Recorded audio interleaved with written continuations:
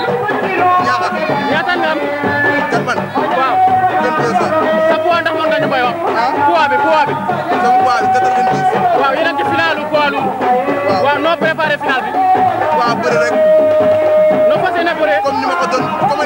ni ma koy bëree rek bëri na rek yàlla may ndam ram waaw bonne chance su ma yàlla mayee ndam ma jël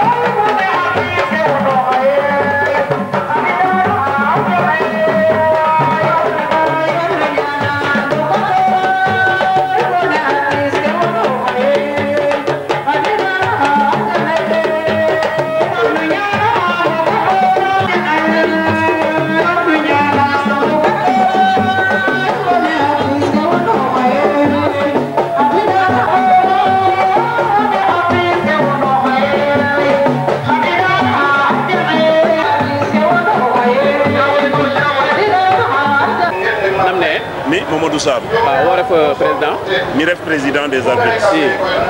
o jeg ka bëggoona lay wiin we pour bon ke bugoma lay ten ref problème ke na final fane andoona yee ten ref final poussière a jeg na règlement fane na article 14 oxana expliquer a ke andoona yee ten interdit interdiction ke a ñoxa foga fog ten comme ça o nafo kurpeñ mba o ŋatokin mba o nafo kini xo mba o falango tokin mba o dumoka niin na mba o tarde mba a lukaleyo faaxeer ka andoona yee fop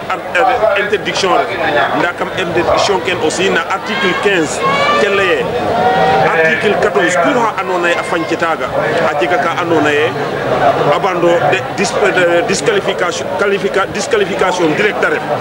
a jeg ka andoona yee avertissement ref ndaa yitam o nafo kiino kurpeñ mba wiin a ñoxorna na disqualification directe a fogu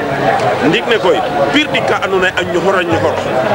kon ça veut dire règlement fane a interdire a den pour de ɓaatelo mbokat comme ça pour a maafel problème de sécurité ten na posé oxa ten règlement fane laye oxe cooxa a arbitre droit fana andoona yee ten o soom waagu baare i njom na andoona yee problème de sécurité ref comme pir ka andoona yee a ñoxor mba fufuud we a envahir i ngel ne o saɗanata den problème sécurité o baare i njom naaga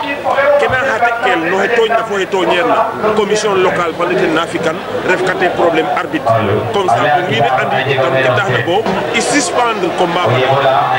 fane décision de sécurité fa pir ɗiki a mbika andoona yee a disqualifier te ref a ñoxale den ñoxorna dal ten bugumo expliquer non dik comme quoi tout ce mane a bare e bare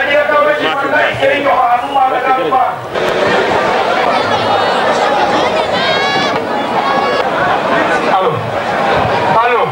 15 janvier a jega ñoɓinanga 15 16 17 1 million 200